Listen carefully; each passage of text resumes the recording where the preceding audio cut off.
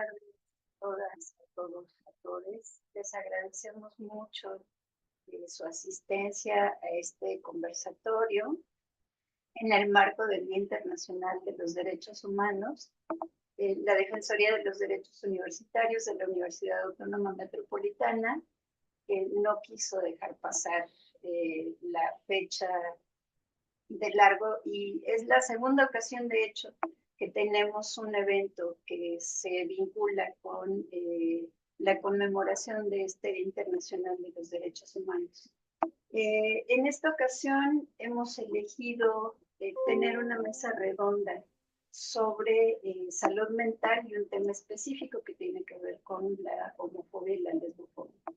Les platico un poco que el año pasado, el 10 de diciembre, hicimos la presentación de un libro justo sobre derechos humanos y salud mental y salieron muchos temas interesantes, salieron muchas vetas que no pudimos explorar en ese momento por razones de tiempo,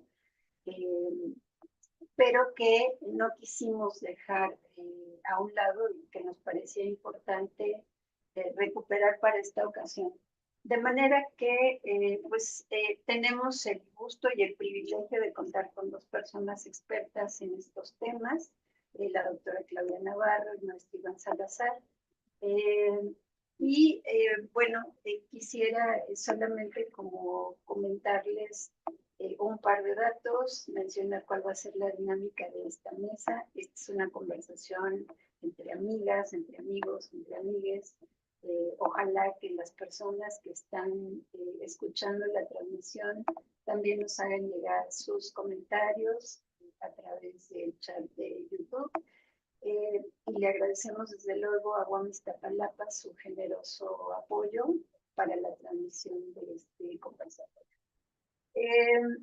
Primero que nada les quería justo comentar que esta es una conversación, pues quisiéramos que no sea tan formal, lo hemos ya de alguna manera platicado con Iván y con Claudia. También porque nos parece que estas temáticas son muy cercanas a la comunidad universitaria y que nos gustaría que se sientan interpeladas, interpelados, interpelades y que de algún modo se involucren en este espacio que hemos abierto para ustedes. Les comentamos que alguna información que tenemos ya en relación con la afectación que tiene la violencia sobre personas que no se reconocen a sí mismas como heterosexuales y a quienes denominamos pues a veces como de la diversidad sexual, de las disidencias sexuales, de la diversidad sexogenérica, etc. Consideramos que era importante recuperarlo para esta ocasión porque de pronto como que centramos el foco en la uniformidad de la comunidad universitaria. Y como si todas, todos, todes fuéramos más o menos la misma, o tuviéramos las mismas necesidades o los mismos problemas. Y consideramos que no. Detectamos una primera cosa interesante hace 3 años con la primera aplicación de la encuesta sobre violencia por razones de género y discriminación con la comunidad de la UAM, que fue precisamente la variedad de identidades que tenemos en nuestra comunidad. Las encuestas oficiales a veces difícilmente recuperan si somos hombres o mujeres, pero ahora tenemos al menos una variedad quizás de 7, 8 categorías identificadas y pues una proporción que nos parece importante atender también en ese sentido.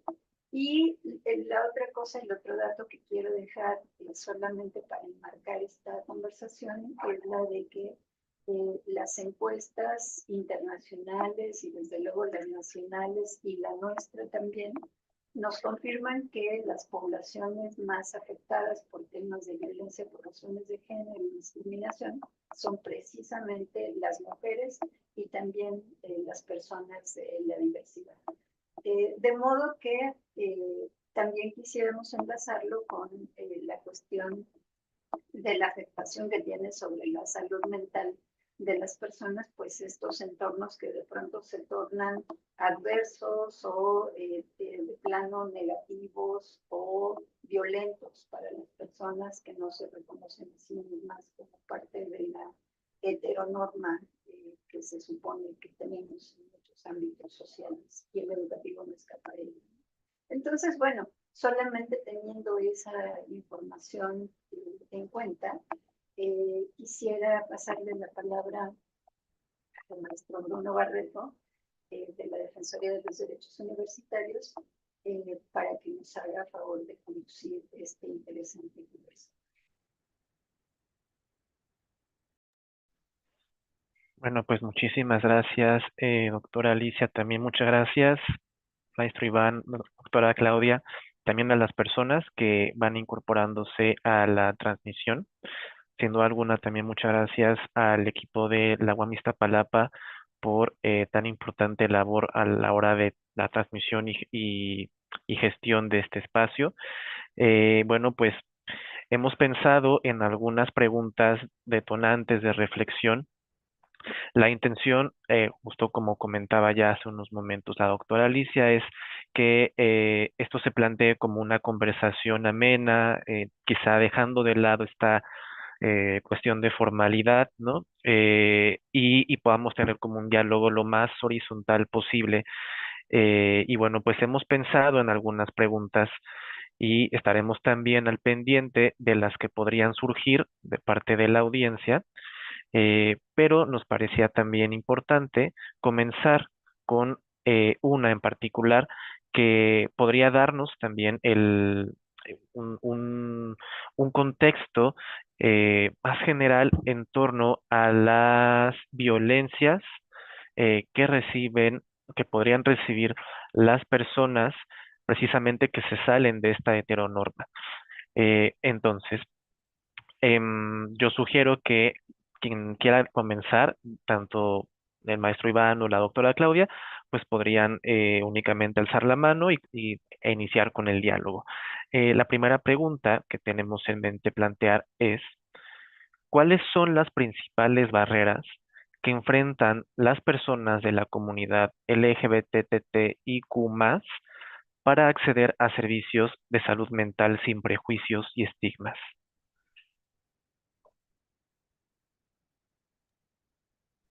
Perdónenme.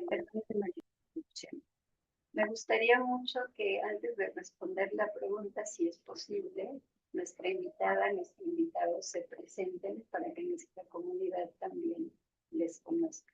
Digo, ya los tratamos con mucha familiaridad aquí, pero nuestra comunidad podría tener alguna información sobre ustedes. Gracias.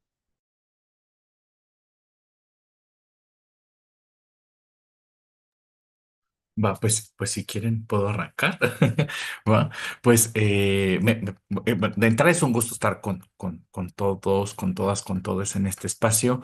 Muchísimas gracias por la invitación. Muchísimas gracias a la Defensoría por este diálogo. Muchísimas gracias, Claudia, por encontrarnos también en este espacio virtual. Y bueno, pues gracias a quienes por ahí nos van a estar escuchando y ojalá que nos puedan compartir sus dudas, sus preguntas, sus sentires y que quienes nos van a escuchar después también puedan por ahí ir poniendo sus comentarios. Pues mi nombre es Iván Salazar. Yo de base soy psicólogo, después me formé como terapeuta. A los 5 años me di cuenta que no era un hombre heterosexual o en aquel momento un niño no heterosexual y de ahí mi vida cambió, ¿no? Y precisamente hoy me dedico a trabajar el tema de masculinidad, temas que tienen que ver con violencias, temas que tienen que ver con la disidencia sexogenérica.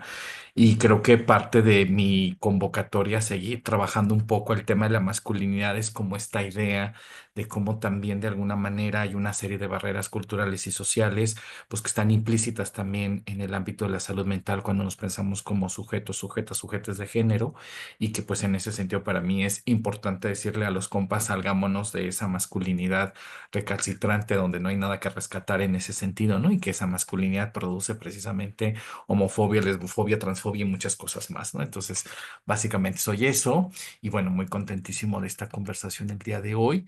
Y pues yo pondría acá sobre la mesa, pensando además que en mi caso vengo del área del trabajo psicoterapéutico, cómo hoy por hoy todavía, a pesar de que ha habido un intento de despatologizar las disidencias sexogenéricas, nos seguimos encontrando muchas veces en los servicios de acompañamiento psicoterapéutico o de salud mental un estigma sobre la no heterosexualidad. Es decir, hoy todavía nos seguimos encontrando en un México donde nuestras formaciones siguen siendo muy tradicionales, muy patriarcales, muy pegadas a la heteronorma o a la heterosexualidad como la única orientación válida en este mundo. Y me parece que esa yo diría que es una de las primeras barreras con las que la comunidad LGBT se encuentran y que hay muchos sentires, muchos temores de cómo van a ser mirados, miradas, mirades en ese sentido por alguien que se asume como profesionista de la salud mental en ese sentido. Y bueno, yo creo que es importante recordar. México, después de toda una lucha, pues se logró un poco señalar a nivel legislativo, ¿no? Y poner como un delito las terapias de conversión, ¿no? Y la semana pasada en un proceso terapéutico, una mujer que se asume como una mujer lesbiana decía eso en una sesión, ¿no? Mi familia me llevó, ¿no?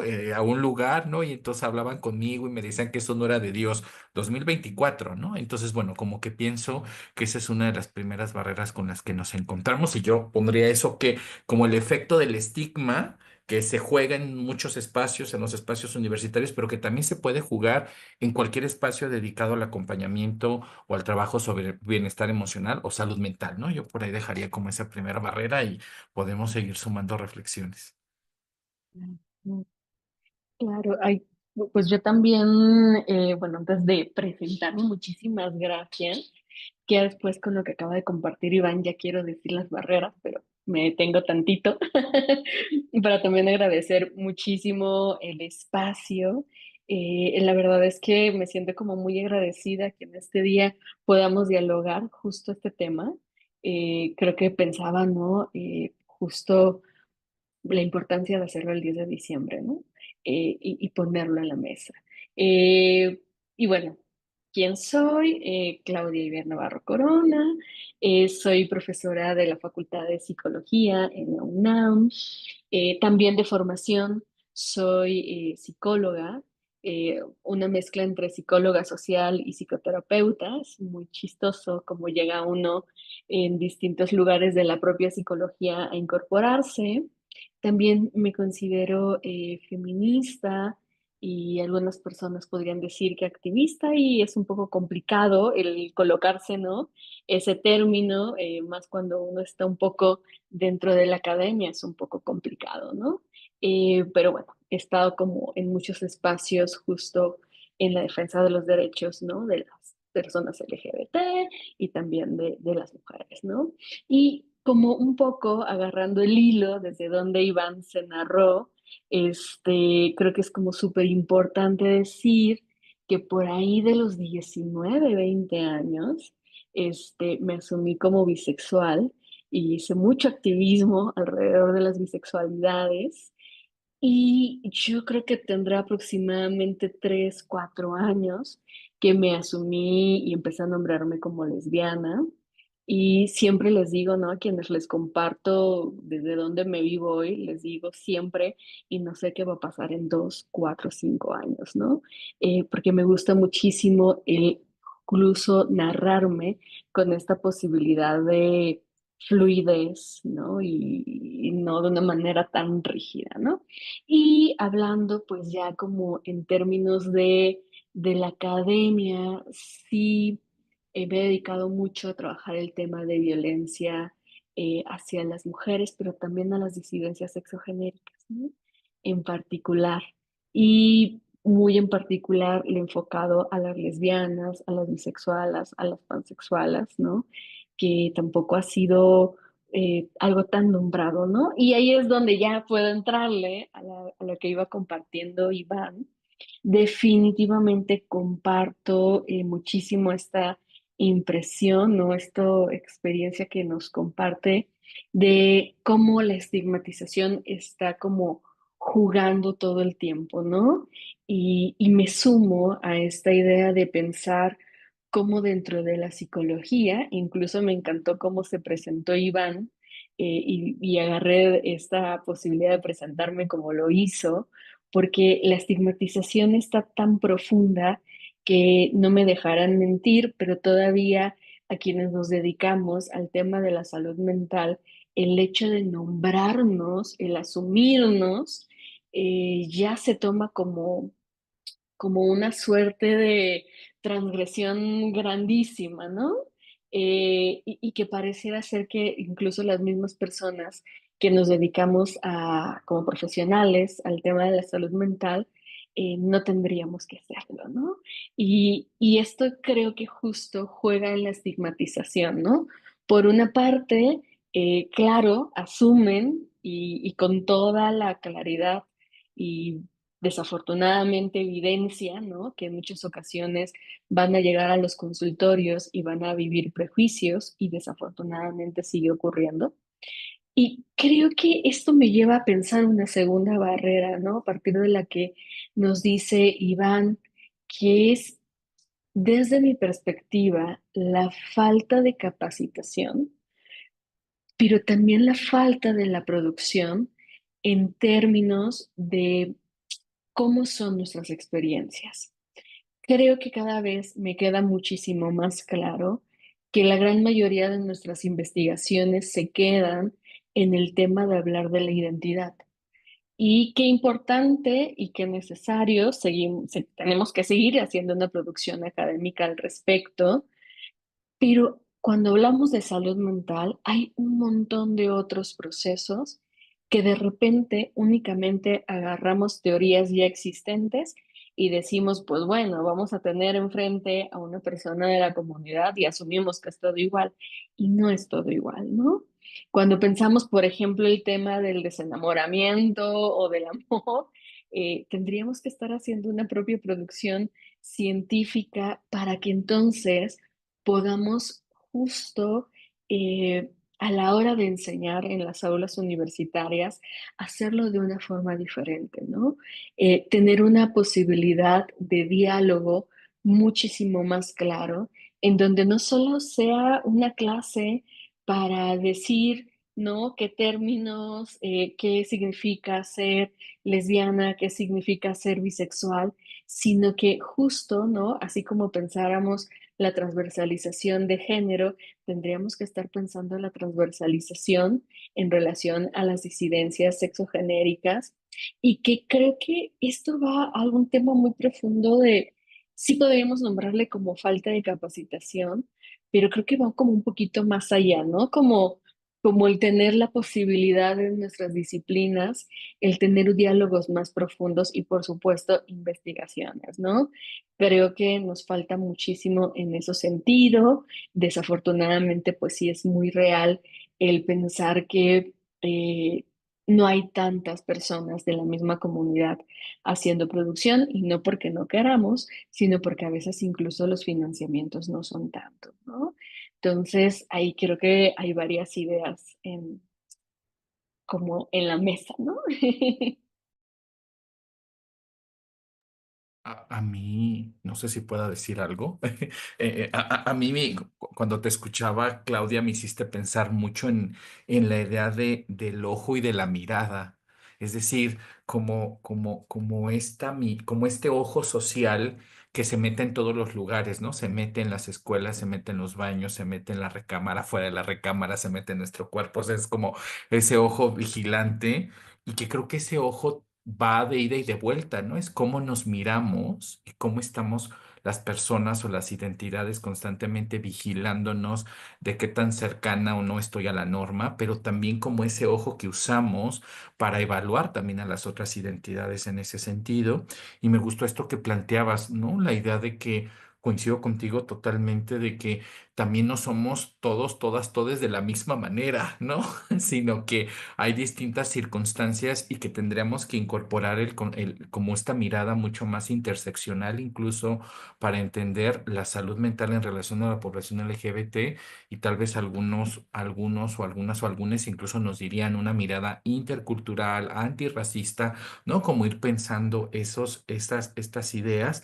Y me encanta esto de la capacitación porque pienso como todo el proceso de desmontaje, ¿no? Primero hablar de perspectiva de género, ¿no? Que en algunos espacios era como no le pongamos feminista para que el patriarcado no se ponga tan intenso al principio, ¿no? Y ahora es perspectiva de género, no, pero en realidad estamos hablando de feminismos, pero además cómo pensamos ahora que hemos colocado que se colocan los feminismos, cómo además podemos colocar la lucha LGBT también como parte de los mismos procesos y lo que implica para el profesorado de repente hablar de todos y todas, que eso ya es un milagro para algunos o algunas, y luego súmale, ¿no? Que venimos a hablar con un lenguaje no binario, ¿no? Entonces como que voy pensando estos retos, ¿no? Del contenido, del tipo de académica, del tipo de academia que se está intentando de construir. Y además, bajo qué modelos teóricos pensamos la disidencia o qué pedagogías tendríamos que usar. No sé, como que me quedo pensando en esas cosas, Clau. Claro, no, pues yo ya me quedo también, ¿no? Creo que es como muy importante lo que acabas de mencionar, porque me imagino, ¿no? Como eh, en- creo que pienso varias ideas al mismo tiempo, intentaré ponerles orden, pero pienso ahora, por supuesto, el maravilloso esfuerzo que han hecho un montón de organizaciones civiles de ir y capacitar, ¿no? Y es maravilloso, ¿no? Pero creo que justo a la par necesitamos también, ¿no? Quienes tenemos esta oportunidad de la incidencia dentro de las universidades, y retomo esta idea que dices, ¿no? Hasta pensar cómo podría ser una pedagogía diferente, ¿no? Creo que agradezco mucho, ¿no? Que Alicia dijera todo el tiempo todas, todos, todes, ¿no? Y creo que justo son esas posibilidades de hacer cosas diferentes lo que podría ir haciendo que cuando salgan de las universidades se haga un ejercicio diferente, ¿no? Creo que a mí me lleva como a pensar, no sé en qué momento, si a nosotros nos tocará ver eso, ¿verdad? Pero yo me quedo pensando, ¿no? O sea, incluso si hoy en día se está pensando la transversalización de género en todas las materias, en todas las universidades, ¿qué pasaría cuando enseñáramos un tema que incluso diríamos ni siquiera tiene que ver con y incorporáramos a una perspectiva de las disidencias sexogenéricas, ¿no? Por ejemplo, yo doy una materia que se llama identidad universitaria y está muy extraño el nombre porque uno podría decir que les van a tatuar aquí la UNAM, o que no, nada que ver. O al menos yo no hago eso. Y tienen que ver mucho con historia. ¿No? Historia de los movimientos sociales, de cómo se generó. Y yo me quedaba pensando el otro día, que lo voy a hacer muy bien el siguiente año, pero me quedaba pensando, ¿y por qué no incorporar qué de las disidencias exogenéricas ha estado en la historia de las universidades, ¿no? Porque creo que además tiene que ver con romper un poco la idea también de pensar que de repente solamente aparecimos, sino que más bien, ¿no? Hemos estado ahí todo el tiempo, ¿no? Y que yo creo que incluso ahorita pensándolo como en barreras, por supuesto, hay una enorme barrera que es el pensar, ¿no? Que son identidades muy nuevas, que es algo que apenas se está nombrando. He escuchado a un montón de personas, ¿no? Dedicadas a la salud mental. Seguramente, ¿no? Que ustedes, quienes nos escuchan, habrán escuchado repetir ideas muy falsas como pensar que ahora, ¿no? Como está por todos lados la información, pues entonces ya todo mundo y que creo que hay que romper esas barreras, ¿no? Incluso hasta haciendo una historia eh, de cómo pues siempre hemos estado y siempre además se ha aportado desde diferentes formas a pensar la salud mental, ¿no? Y a pensar otros temas, ¿no? Seguramente si hubiera alguien aquí de otra disciplina, pues también hasta nos podría decir, ¿no? ¿Cómo es que están ahí, ¿no? Hay una historia que yo creo que vale la pena recuperar.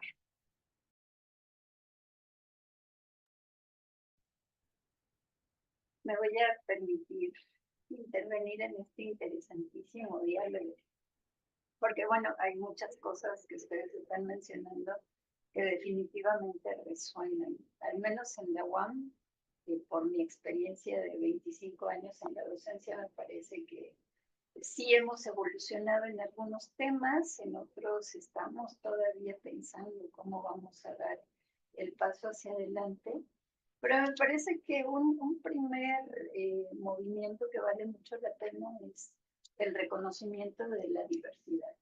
Nuestras universidades, vaya, hasta en el nombre, asumen que somos más o menos, no, perdón, como que las universidades se manejan con la idea de que somos comunidades homogéneas. Y de ahí que los planes de estudio en ningún momento se hubieran planteado la posibilidad de verse distinto en 100 años, ¿no? Que es más o menos la historia de la mayor parte de las universidades en nuestro país. La UNAM más, por supuesto, pero lo que quiero decir es que bajo esa concepción errónea de que había que elaborar o diseñar planes para personas parecidas, pues desde luego que se perdió de vista la riqueza de la diversidad. Y un ejercicio que, en mi opinión, la UAM ahora está haciendo es precisamente el de reconocimiento de la diversidad. Desde muchos frentes y en muchos espacios, eh, sin faltar desde luego la resistencia de algunas personas que sienten que eso, bueno, degrada a la academia, qué barbaridad, porque estamos hablando de estas cosas. Por supuesto que somos muy criticadas, muy criticados, muy criticadas por hablar como hablamos. A mí muchas veces me lo han dicho sutilmente que hablamos como tontas, ¿no? Que porque que además la RAE no reconoce todo eso, etcétera. Entonces, bueno, pues ya es inútil tratar de debatir con personas que de entrada se ponen en esa circunstancia, pero he tenido conversaciones muy interesantes, por ejemplo, con colegas de lingüística, que de pronto dicen, bueno, a mí no me agrada, pero entiendo perfectamente que el lenguaje es dinámico, el lenguaje está vivo y cambia, y etcétera, y que el mismo castellano que hablamos en este momento no se parece al que nos trajeron las conquistadoras y los conquistadores en su momento, ¿no? De manera que me parece que también vale la pena reconocer los esfuerzos institucionales.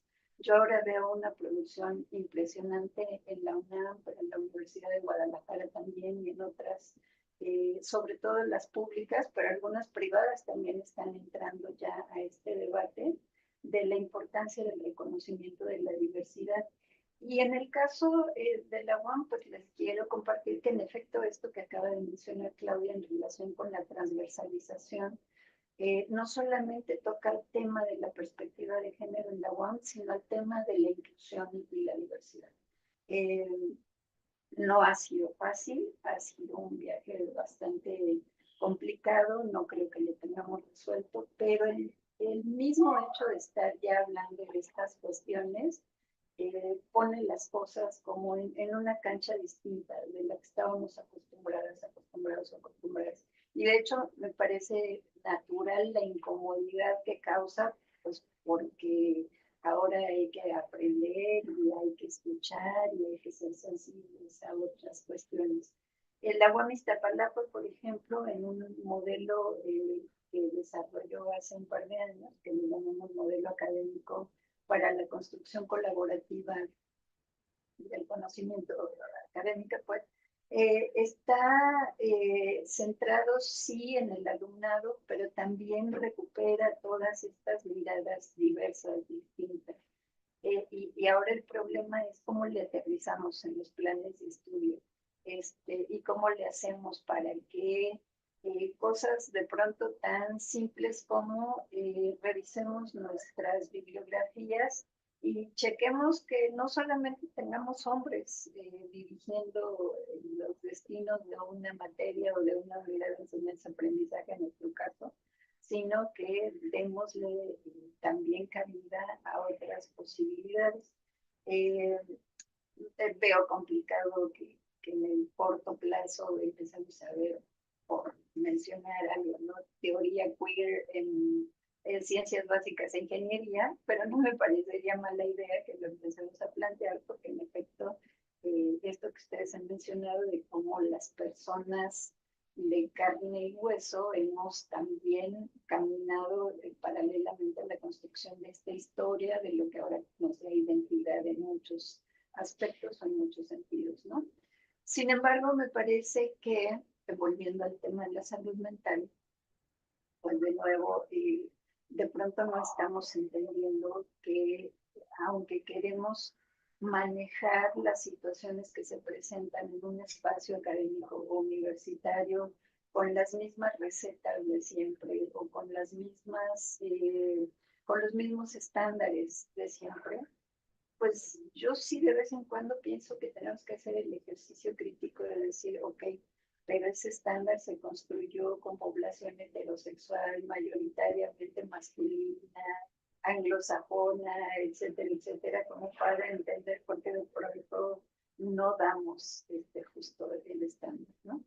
Y bueno, me parece que todas estas cosas, aunque hacen más compleja la situación y la reflexión, al mismo tiempo la enriquecen, porque nos abren todas estas vetas como para ir incorporando esos elementos que ustedes han venido mencionando. Y pues nada, ese era el comentario que tenía. Muchas gracias, gracias tanto a la doctora Claudia, a la doctora Alicia y al maestro Iván por estos apuntes que ponen en la mesa en torno a la pregunta de las principales barreras. Eh, bueno, pues ciertamente sí, hablamos de una serie de tensiones, ¿no? En el ámbito universitario, que si bien siguen habiendo muchas resistencias, tal como lo señalaba la doctora Alicia, también se están dando unas posibilidades de disputa, de visibilizar ese régimen político, diría Monique Wittig, que es la heterosexualidad, y que no escapa también de la dimensión académica. Y esto que comentaba la doctora Claudia en torno a la producción de conocimiento de saberes, ¿no? Y que bueno, pues sin duda alguna en el ámbito de la psicología, pues sí existe una deuda histórica bastante importante. Em, bien, pasando a otra pregunta, em, que aquí podríamos incluso de alguna forma ir visualizando un poco los efectos que tiene tanto la lesbofobia como la homofobia, si me apuran también la bifobia, ¿no? Y todas estas expresiones, formas de odio como muy, muy veladas, otras veces no, en torno a las personas que se salen, ¿no? De la caja heterosexual. Em, Hablamos precisamente de cómo contribuye la invisibilización y discriminación hacia las personas LGBTTIQ+, a la perpetuación de problemas de salud mental para esta comunidad. Yo pensaría, ¿no? Como para poner igual una idea y pues ir conversando, pensaría que derivado de la invisibilización y la discriminación, hay como una idea que se está reforzando todo el tiempo, que es la idea de pensar que estas identidades no son válidas o no tendrían que estar en estos espacios, ¿no? Pienso que incluso invita al propio silenciamiento, ¿no? Y inevitablemente lo que va ocurriendo ante esta sensación de que me están diciendo que mi identidad no es válida, que me estoy silenciando, poco a poco empieza a haber un efecto de aislamiento y exclusión, ¿no? eh, Exclusión derivado, ¿no? Por supuesto, de lo que ocurre de afuera, ¿no? No es válido que estés diciendo quién eres, entonces te estamos excluyendo, ¿no? No puedes participar de la comunidad.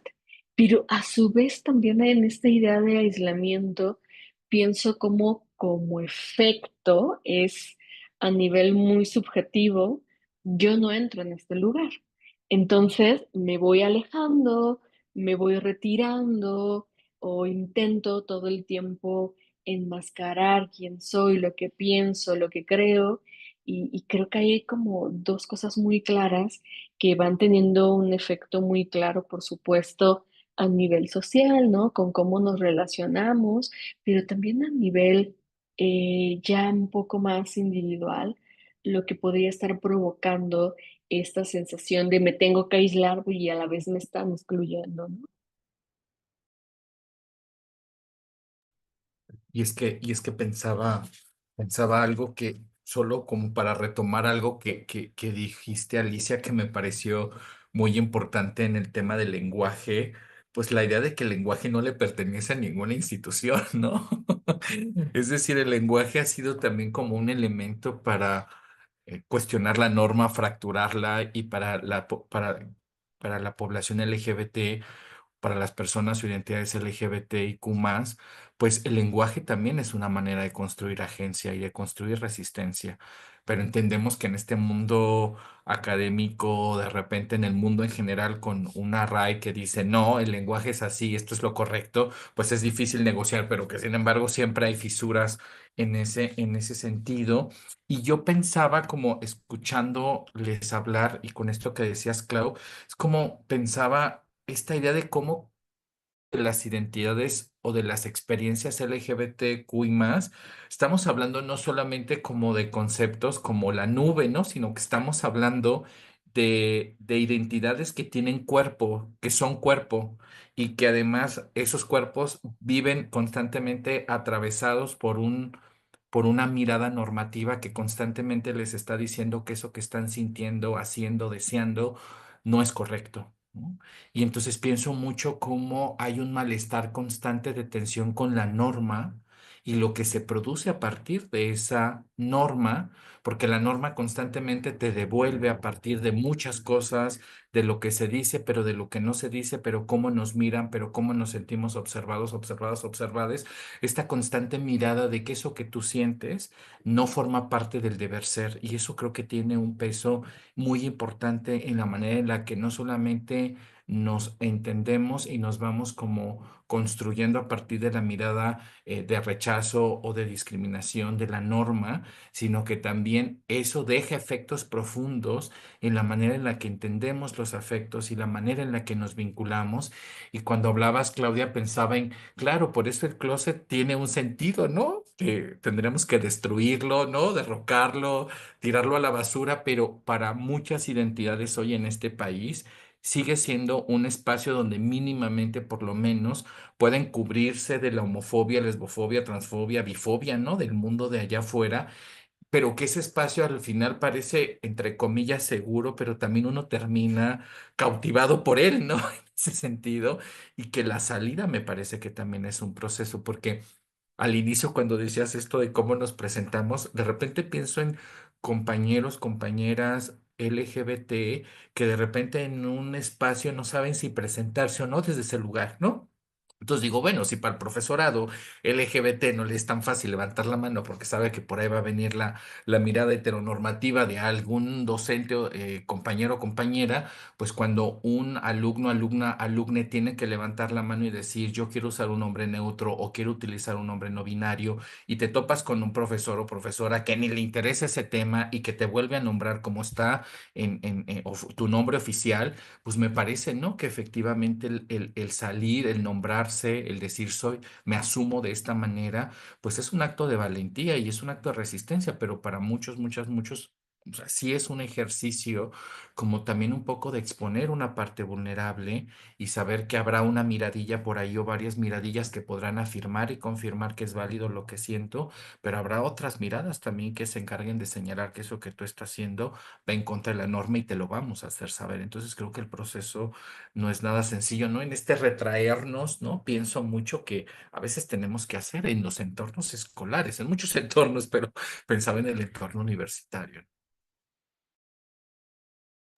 Claro, ¿no? Ay, perdón, bueno, sí, sí, sí. Y es que pensaba, ¿no? Justo ahorita que trajiste el closet a ser visible, porque de repente solo estamos ahí, ¿no? Y no es tan visible. Es que es tan complicado el closet, ¿no? Que no todo el tiempo estás fuera, ¿no? Eso es como bien complicado, ¿no? Y creo que justo pensando en lo que decías, ¿no? O sea, en esta mirada normativa, cómo necesitamos un montón de proceso quienes nos dedicamos a todos los temas, porque iba a decir solo salud mental, pero no, todos, ¿no?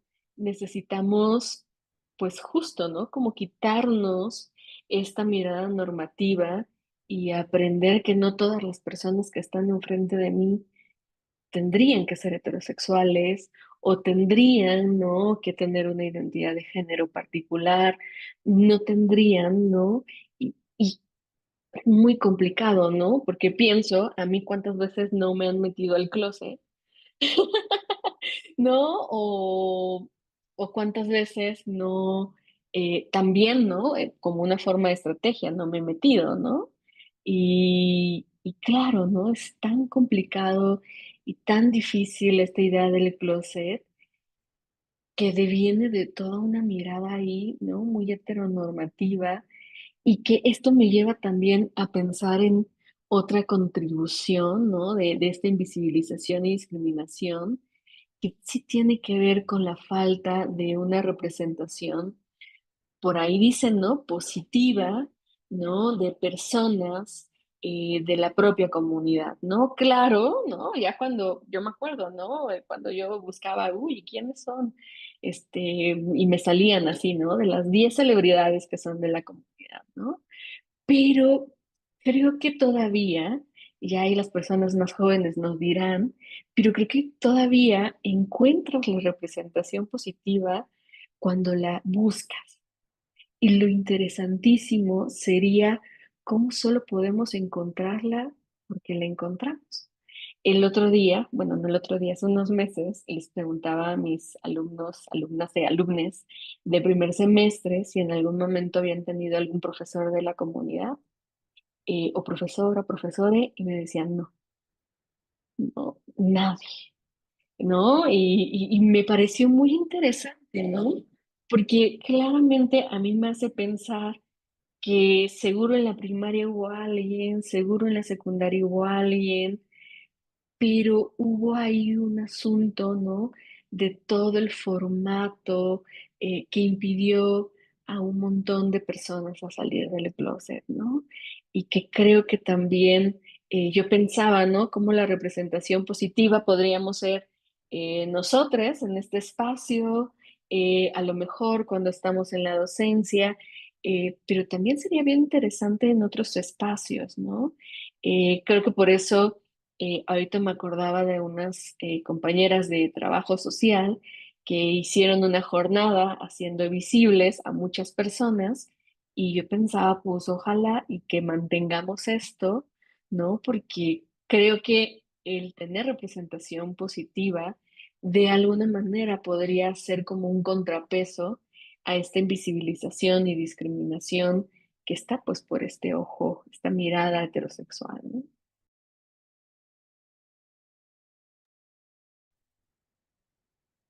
Uy, compañeros, están abriendo un tema súper interesante.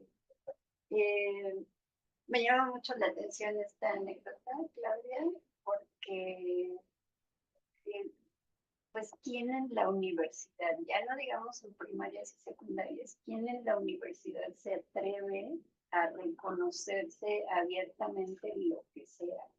Digo, a las feministas nos han barrido y trapeado durante muchísimo tiempo y bueno, como que nos acostumbramos a eso, pero pienso en que en todos estos años creo que yo solo he escuchado a dos colegas del personal académico decir públicamente, y yo como parte de la comunidad LGBTI más, bla, bla, bla, algo, ¿no?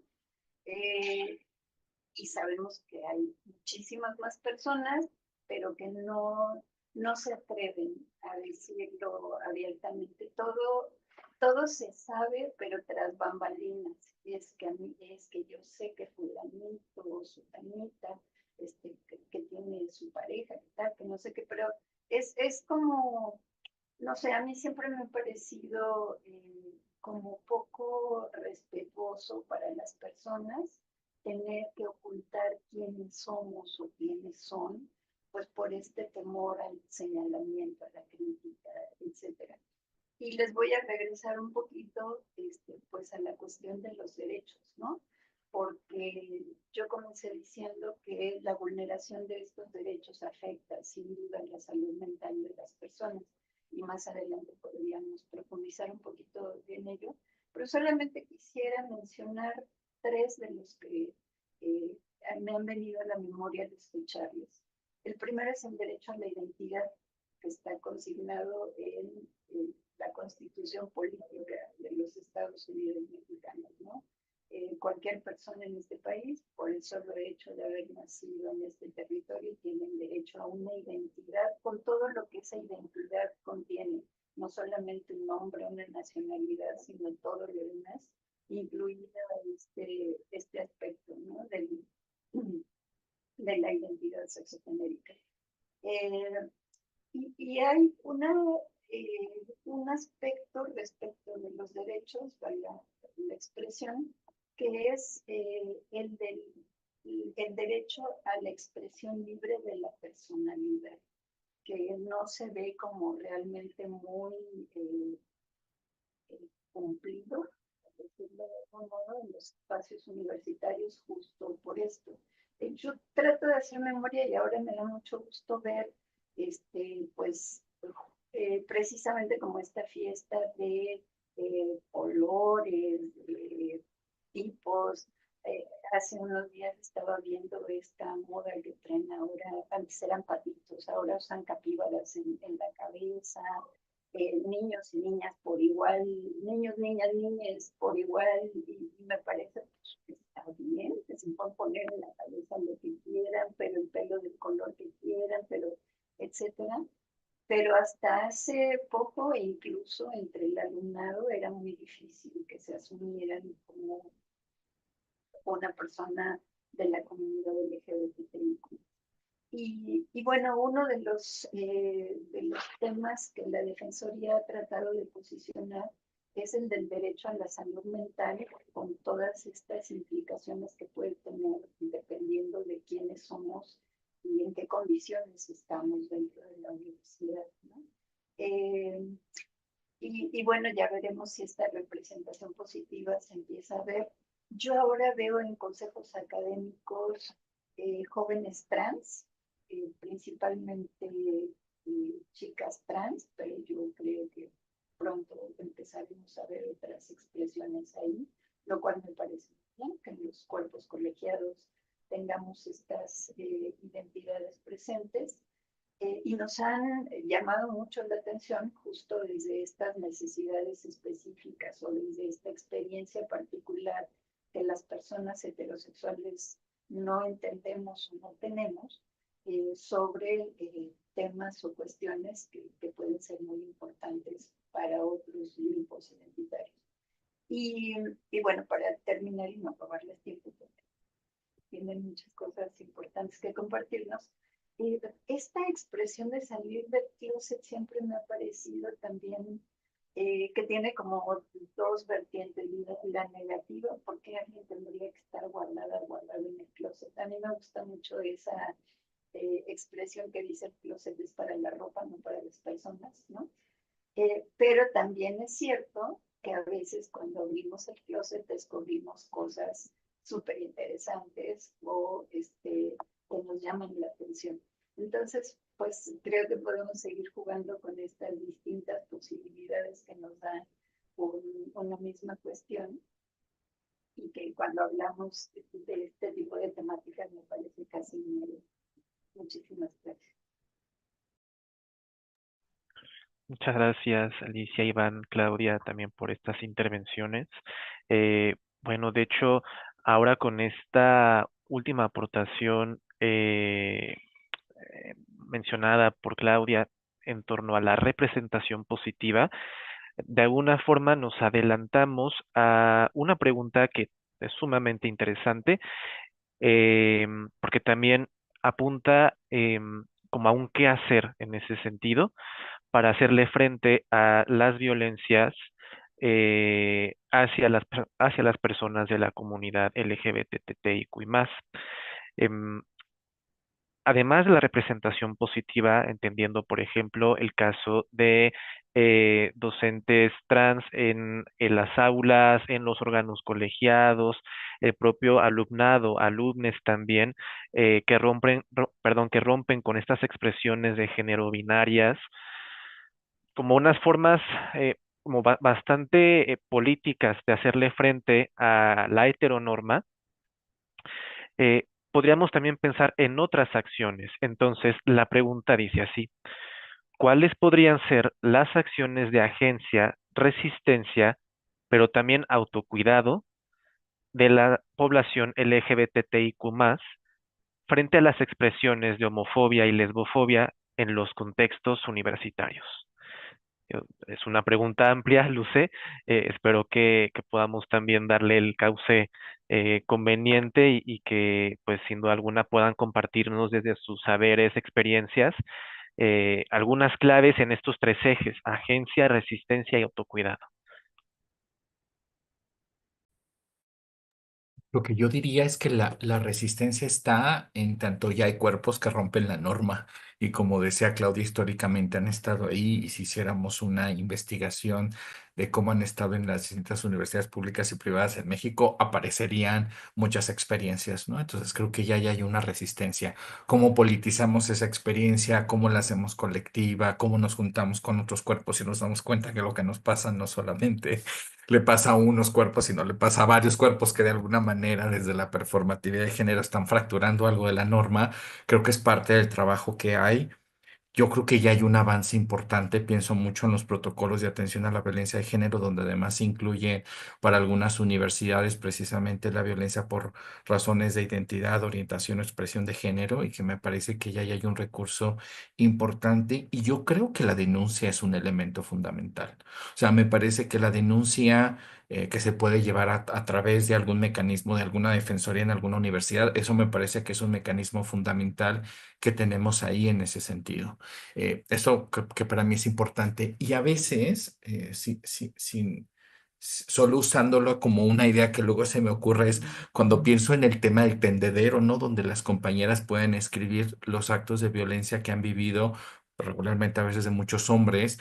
Pienso muchas veces, ¿y qué pasaría si hiciéramos un tendedero o buscáramos maneras también como de poder nombrar cuáles son esas violencias que las identidades disidentes han vivido o hemos vivido en algún entorno académico, en algún entorno escolar? Y me parece que ahí también hay un proceso interesante como para rescatar cómo denunciamos también desde otros lugares, en el espacio público, como esas violencias que vienen de la homo, lesbo, bi, transfobia, por ejemplo. Y creo que ahí también hay como prácticas que se vienen haciendo y que me parece que hay que seguir como construyendo en la comunidad universitaria esas posibilidades. Y pensaba mucho cómo el salón de clases o las aulas se pueden volver precisamente como esos espacios de autocuidado donde se puedan practicar otras maneras de relacionarnos y donde las disidencias se puedan sentir seguras de mostrarse como quieren ser mostradas. Eso me parece fundamental, porque pensaba como en experiencias de docentes que quieren ser aliadas o aliados del proceso y la pregunta es ¿cómo? ¿No? ¿Cómo le hago? Pero curiosamente a veces reflexionando en su forma pedagógica de armar grupo, de repente dicen, pues a la hora de hablar temas de género hay quien levanta la mano y dice yo no soy heterosexual, o levanta la mano y dice yo me asumo trans. Es decir, como que se producen cosas bien valiosas y ahí es cuando pienso cómo también las aulas. Sabemos que pueden ser espacios de reproducción precisamente de heteronorma, pero también pueden ser espacios de práctica de otras maneras de relacionarnos y eso me parece fundamental.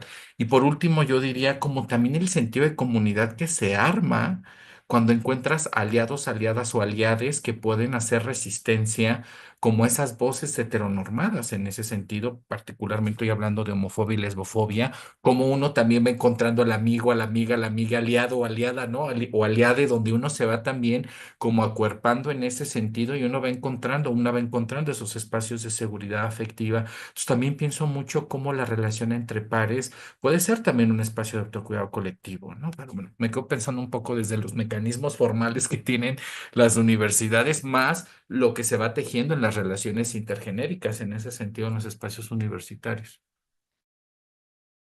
Claro.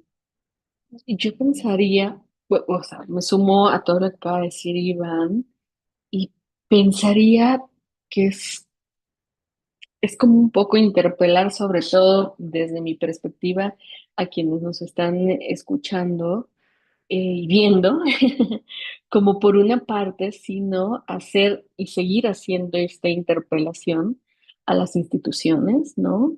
Creo que es muy importante eh, que sí alcen la mano y que nos recuerden, ¿no? Ciertas cosas, no tendría que ocurrir, pero creo que vale la pena muchísimo. Pero sobre todo, saben, ahorita que escuchaba, pensaba, hay algo que a mí me queda muy claro y que es que la organización colectiva autónoma es fundamental en el proceso de autocuidado y resistencia. Y pienso muy en concreto en una acción que yo sé que la gran mayoría de las universidades tiene, que es generar estos espacios, ¿no? Para el diálogo, en ocasiones incluso sé que hay talleres o grupos de reflexión un poco más permanentes, pero creo que en definitiva, ¿no? Pensando en en las instituciones, tenemos tiempos y formas, ¿no? Y la parte muy autónoma permite que se gestionen cosas muchísimo más a largo plazo.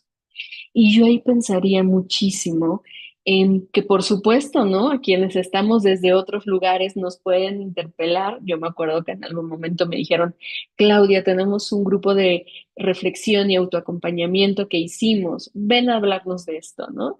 Y creo que un poco pensaba ahorita en ellas, en ellos y ellas que fue una organización completamente autónoma, que sigue su propio camino, que nos interpela, que nos invita y que además permite que a largo plazo tenga una posibilidad muchísimo más grande, ¿no? A mí me ha parecido muy interesante y les agradezco a las personas que me invitaron en esa ocasión a hablar, porque me ha permitido ver cómo incluso algunas personas ya se están graduando, se están yendo, pero están entrando nuevas personas, ¿no? Nuevas personas que acaban de ingresar a la universidad.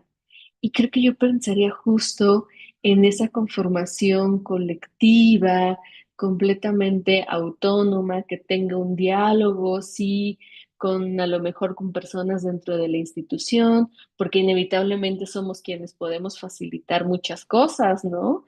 A lo mejor desde espacios, materiales, claro, traer a personas particulares, ¿no?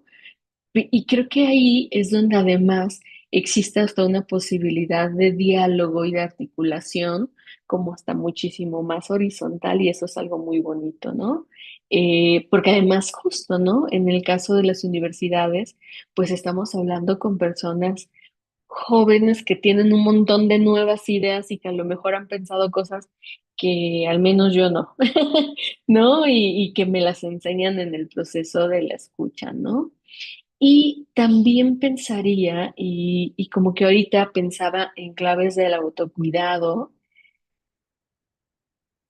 y creo que además no viene ni de mi propia experiencia ni de lo de la literatura, sino más del acompañamiento del alumnado, que me he dado cuenta que una estrategia muy clave del autocuidado tiene que ver con compartir cómo se vive, desde dónde se vive solo en espacios en donde completamente se sientan seguros, seguras, seguras. Y que puede haber aquí un montón de factores en medio, ¿no? Desde, claro, sí, la persona docente que a lo mejor y ha hecho comentarios que no tendría que hacer, o también lo que se ha tejido por el propio alumnado, ¿no? Que en muchas ocasiones, como personas docentes, nos damos cuenta, pero a veces no. Que cuando nos damos cuenta es cuando podemos desactivarlo, ¿no? Pero de repente llega al final del semestre y uno se entera de que ocurrieron cosas, es como de chin, ¿no? No lo vi. Y que creo que justo una estrategia de autocuidado puede ser como esta posibilidad de mediación de cómo lo hago, dónde lo digo, desde dónde lo digo, ¿no?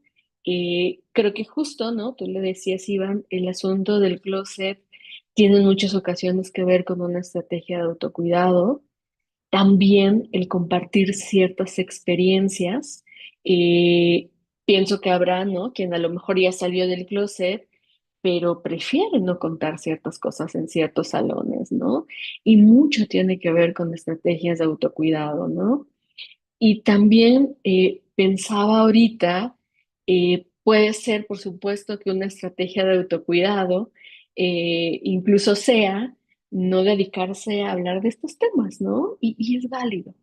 ¿No? Ahorita me quedo pensando personas tesistas maravillosas que en algún momento mi deseo era que se dedicaran a investigar sobre estos temas, pero ese era el deseo de Claudia, ¿no? Entendí perfecto que tenía que ver con sus vidas y otras posibilidades y otras maneras incluso de estar en el mundo, ¿no? Creo que pensé como un poco en esas.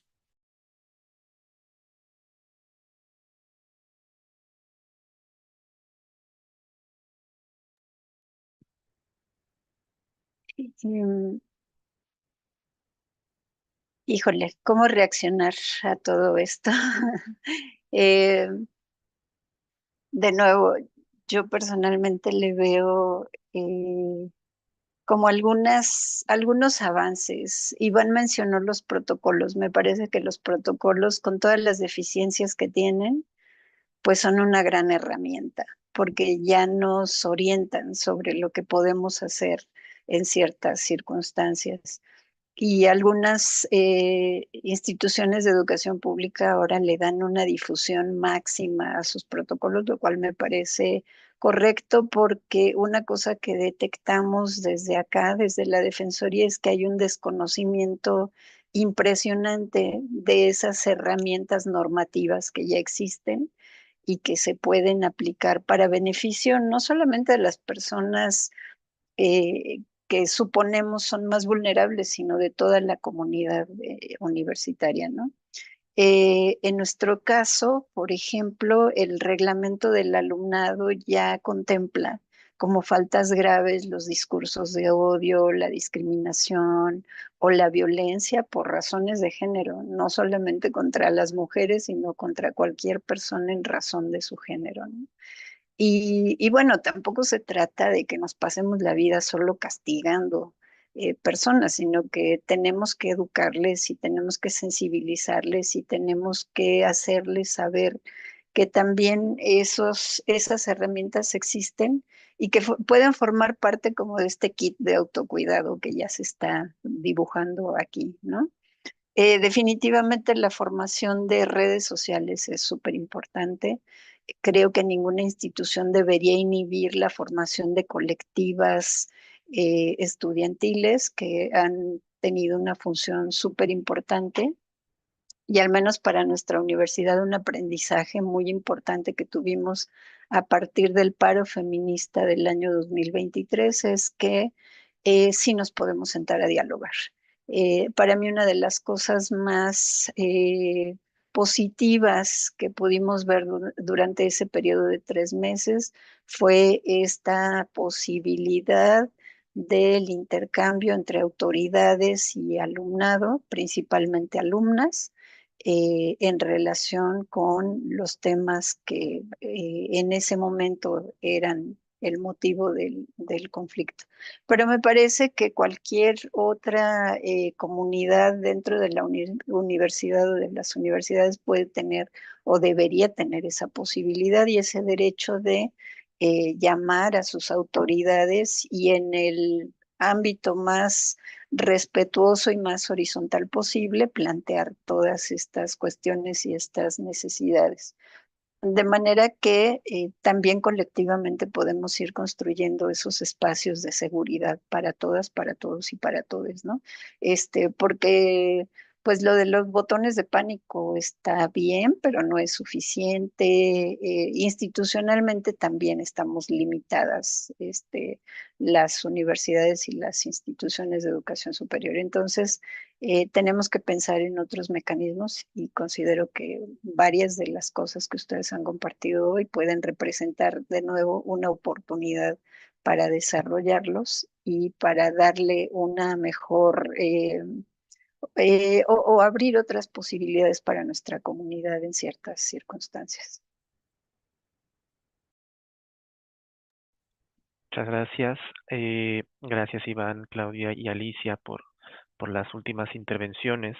Eh, Voy a dar también voz a una pregunta que nos están formulando en la transmisión, que tiene que ver precisamente con lo que ya ahorita estuvimos o estuvieron conversando en relación con prácticas de resistencia, de autocuidado y también de agencia.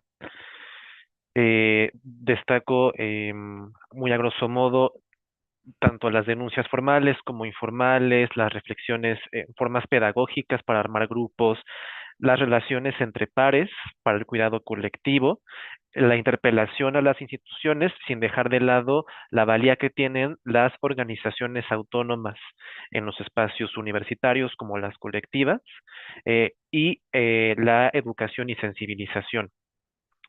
Eh, si pudiéramos hablarles a personas, a docentes que quizás mm, no sean del campo de las ciencias sociales ni de la psicología, supongamos una persona docente en la licenciatura de computación, por ejemplo, o ingeniería biológica, y pudiéramos atender a esta pregunta, ¿qué podríamos decirle? La pregunta dice, ¿qué se puede hacer en el sentido de buenas prácticas para fomentar una inclusión e integración de las disidencias sexuales y una plena convivencia con toda la comunidad? Comprendo que, bueno, en todo este tema no hay un ABC y no hay universales en ese sentido, pero si pudiéramos pensar en algunas claves prácticas, creo que podría servirnos a todas las personas que estamos escuchando y participando de este evento. Lo primeritito que pensé, y yo creo que ahorita lo repensamos, tiene que ver con hacer una pregunta. Sí, la podemos hacer como muy abierta, pero dar el espacio individual para que las personas tengan la posibilidad de contarnos si es que la identidad que nos dice el nombre que está escrito en las listas es el que tenemos que usar o no.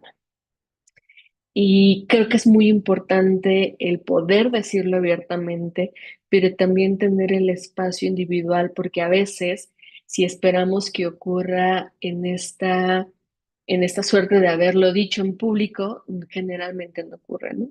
Las personas acuden hasta que ya nos ven en un espacio sentadas, sentados, ¿no? Sin nadie que escuche, y nos dicen, oye, no, en lugar de ser Claudia, soy Claudio, ¿no? Y entonces vamos haciendo una anotación, ¿no? Creo que es muy importante en la lista, en mi lista individual, ¿no? En mi lista que incluso muy probablemente nadie más va a ver, tener esta anotación alrededor de la identidad de género de la persona y tener en las listas que muy probablemente comparto de manera muy cotidiana ya esta corrección, ¿no? Aunque no sea la lista que está institucionalizada. Ya será un proceso mío como persona docente el tener esta claridad, ¿no? De quién es la persona y qué es lo que yo tengo que hacer, ¿no? Y pensaba una segunda práctica muy importante es ver y ver de qué manera puedo tener esta recuperación de cómo atraviesa la historia de la comunidad con lo que yo estoy viendo. Ahorita me quedo pensando en alguien que me enseñó que se dedicaba a la ingeniería en computación, algo así, si no mal recuerdo. Me tuve la oportunidad de compartir una capacitación con él y justo tenía que enseñar la historia y de repente había personajes muy claves, ¿no? Y claro, era como muy interesante cómo recuperaba la historia, cómo la contaba y cómo no la contaba bajo esta idea de, ok, son personas heterosexuales, ¿no? Sino era contarla de otra manera, ¿no? Sé que hay un ejercicio muy similar en geografía, en medicina, y que es un poco como darle esta historicidad, ¿no?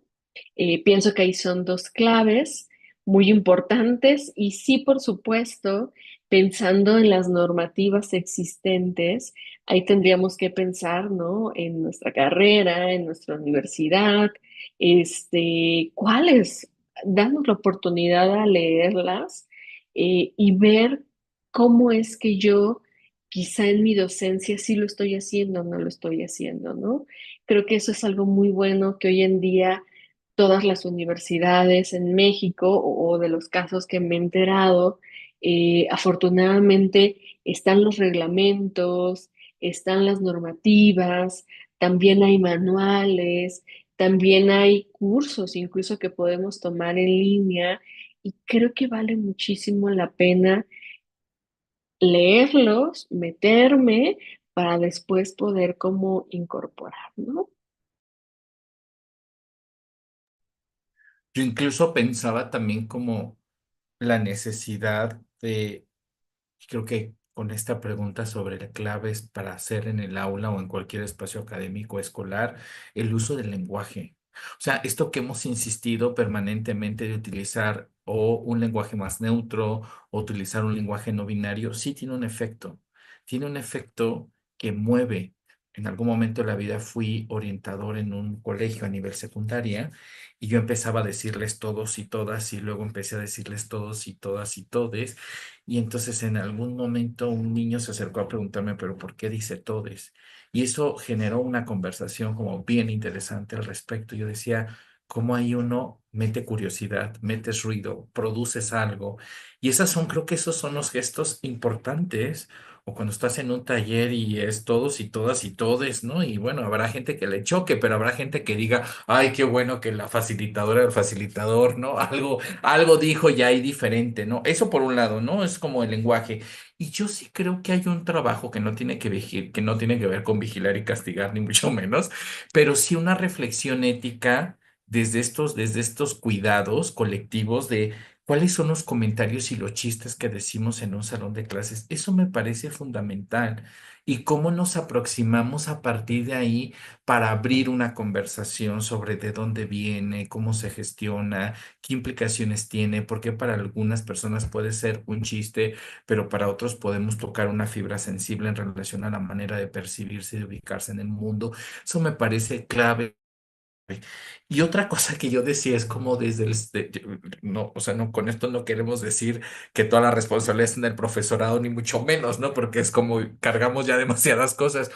Pero lo que sí pensaba es cómo podemos hacer actividades dentro y fuera del aula, en los espacios académicos, educativos, como en fechas emblemáticas también. ¿Cómo podemos abrir esos espacios? Por ejemplo, hoy el 10 de diciembre, el 17 de mayo, que es el Día Internacional contra la Homofobia, Transfobia, Bifobia. Es decir, ¿cómo aprovechamos esos espacios para jugar, ¿no? Con nuestras disciplinas y meternos un poco a tejer conversaciones en esos días que son tan importantes?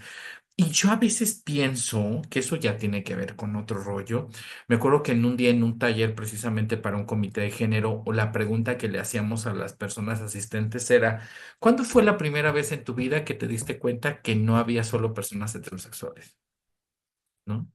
Y entonces, claro, empiezan a decir, ah, yo tenía 8 años, yo tenía 10 años, mi tío, mi tía, ay, sí, cierto, luego iba mi prima, pero decía que era la amiga, pero sabíamos que era la novia, o es decir, o el tío que llevaba al amigo para todos lados, o sea, entonces hay toda una conversación en torno a eso que me parece súper importante, cómo de ahí podemos como ir tomando pequeños hilos como para que en lugar de llegar con la diapositiva y decirle, ahí le va el concepto, ¿cómo podemos entrarle al mundo de las experiencias y la trayectoria de vida para rescatar conversaciones en torno a cómo la disidencia ha estado en nuestras vidas de alguna manera, de manera vivida, de manera como desde ser observador, observadora, pero cómo a partir de ahí se pueden tejer conversaciones que puede llevar a la reflexión en ese sentido, ¿no? Entonces, en el tema de las computadoras, ¿no? En el mundo de lo digital, pues los sistemas operativos no todos son iguales, ¿no? Entonces, o sea, como que cómo vamos hackeando ciertas cosas de lo que asumimos como normal y no. Entonces, bueno, como que pienso esas cositas que podemos ir haciendo y me parece pues que también ahí hay un acompañamiento bien importante para hacer, ¿no? Quien es una persona que está en un comité de género, cómo hacer conversaciones que no revictimicen, por ejemplo, o quienes son más desde un lugar administrativo, cómo acompañas también a reflexión, pero quienes están a nivel directivo, pero cómo trabajas con les docentes, es decir, como que hay todo un trabajo también de acompañamiento y de reflexión, pues para ir desmontando cosas que tenemos súper pegadas en la piel en ese sentido. Entonces, como que ahí creo que también vino un trabajo muy importante para hacer. Y yo pensaría en algo más también, y como que fui a pensar como todas, a lo mejor en todas las disciplinas que no son de ciencias sociales. Todo el tiempo las personas docentes, creo, tal vez me equivoco, pero damos ejemplos, ¿no? Todo el tiempo intentamos dar ejemplos. Y creo que en estos ejemplos, aunque después no nos sentemos a reflexionar, pero vale la pena desmontar. Yo me quedaba pensando ahorita en las matemáticas, ¿no? Cuando nos enseñaron a sumar, generalmente nos decían, ¿no? Mario tiene 5 canicas y Laura tiene 4. ¿Cuánto es? Y darnos la oportunidad de desmontarlo, ¿no? Y creo que justo también, si pensamos en los ejemplos que ponemos de manera muy verbal o en ejercicios, vale la pena muchísimo en las imágenes, ¿no? Que ahí yo me traigo, ¿no? Todo algo muy maravilloso que han hecho la gran mayoría de las universidades, ¿no? Que es ahora intentar justo que las imágenes no tengan como esta hegemonía, ¿no? En quién es la persona universitaria o quién es la persona docente. Y creo que vale la pena muchísimo el a lo mejor asomarnos en nuestra universidad o donde nos demos clase, cuáles son, ¿no? Como estas nuevas figuras que se están utilizando e incorporarlas y también tener la oportunidad de crear otras, ¿no? Yo me quedaba pensando ahorita, ¿no? A lo mejor y de lo que voy a hablar es de este el cáncer de mama, ¿no? Por decir algo. Ok, ¿no? ¿Cuál es la imagen que generalmente existe, ¿no? Una mujer, pero además una mujer blanca, ¿no? Ok, ¿no? ¿Cómo puedo desmontarlo? Ok, pongo también el cuerpo de un hombre que también puede tener, claro, cáncer de mama, pero entonces a lo mejor, y no pongo un hombre cisgénero, sino pongo un hombre trans. Y ahí tengo un montón de posibilidades para mover y que, bueno, ahí necesitamos mucha ayuda porque necesitamos crear estas imágenes, pero creo que sería como muy interesante y pensando como incluso en las reflexiones que ponía Iván, ¿no? Creo que sería súper interesante, ¿no? Con gente eh, que hace ilustraciones, el ponernos a dialogar, por supuesto, médicos y médicas con quienes hoy en día están haciendo todo lo que tiene que ver con inteligencia artificial, ¿no? Que ya le pedimos las imágenes, pues ¿cómo le hacemos para pedirle otras imágenes, ¿no? Creo que ahí se me ocurrieron esas otras dos ideas, después de escuchar a Iván.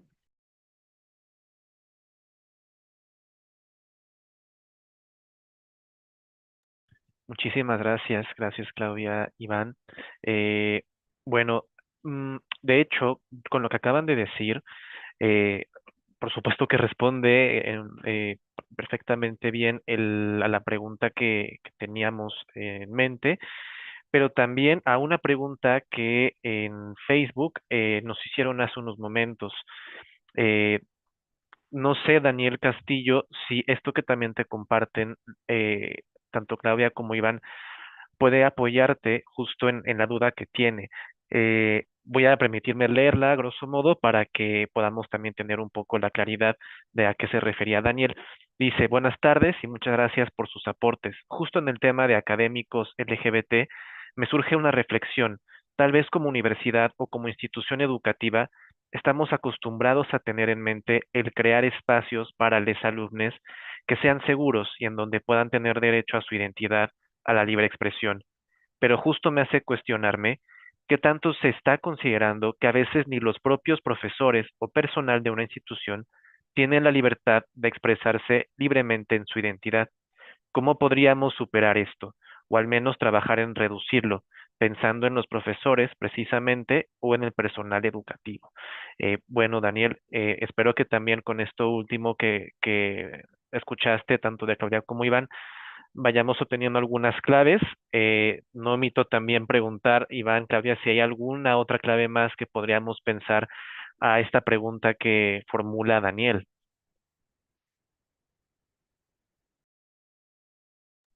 No conozco yo más como, no, o no conocemos más el contexto de Daniel, pero como que yo de entrada me pregunto a quién más le estará pasando lo que a él le está pasando en su espacio escolar o en su espacio académico, si ha podido conversarlo con otros u otros profesores LGBT, qué están pensando, qué se necesita hacer, porque creo que tiene que ver con esto que dice Claudia, de cómo vamos gestionando también colectivamente entre procesos de acompañamiento, ¿no? Yo tengo esta duda, platico con alguien, quien más lo dice, y entiendo que hay profesores o profesoras que dicen, sí necesito ver cómo lo ha hecho mi compañero o mi compañera de al lado, ¿no? Y podemos pensar en algo. Hay profesores o profesores que dicen, yo levanto la mano y me muestro así, o no lo digo, pero mi performatividad de género es más claro, ¿no? Que no soy un hombre, no soy una mujer heterosexual, o que hay algo que me distingue, o mi performatividad nombra que vivo alguna disidencia, ¿no? Entonces, como que pues sin conocer mucho y tampoco, también sin decir algo que sin conocer más el entorno, pues sí creo que sería importante como pensar quién más está sintiendo y reflexionando lo que él pone sobre la mesa, por un lado. Por el otro lado, también sí sería interesante conversarlo con esos otros o esas otras que se están sintiendo de esta misma manera, ¿no? Y si ha habido ya alguna iniciativa al respecto o solamente hay varias mentes pensando que hay que hacer algo, pero nadie se ha juntado, como empezar un poco a tejer redes en ese sentido.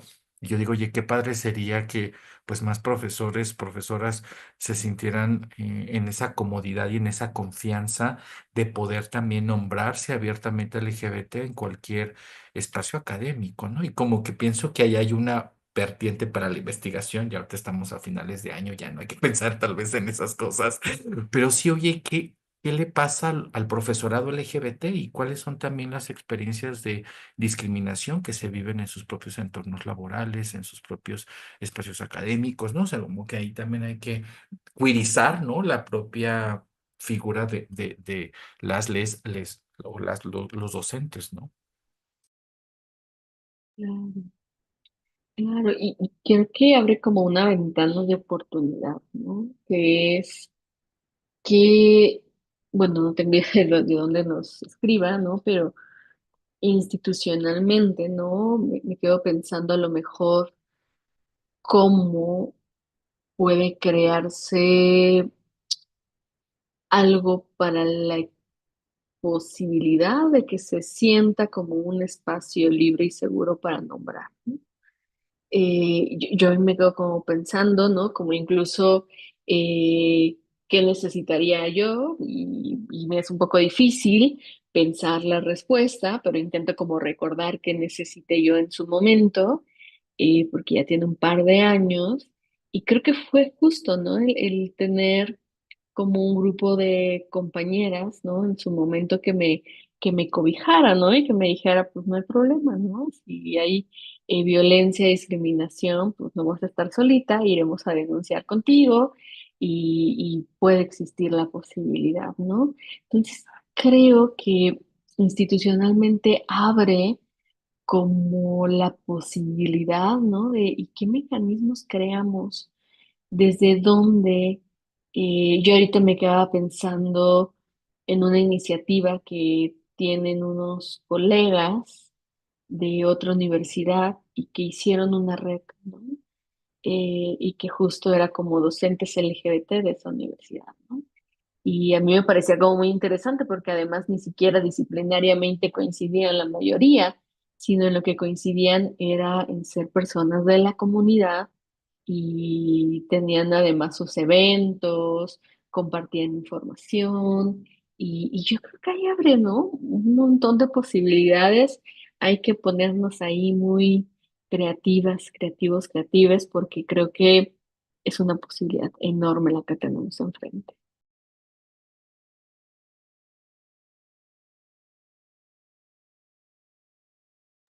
Muchísimas gracias, Claudia Iván, por la retroalimentación a la pregunta de Daniel.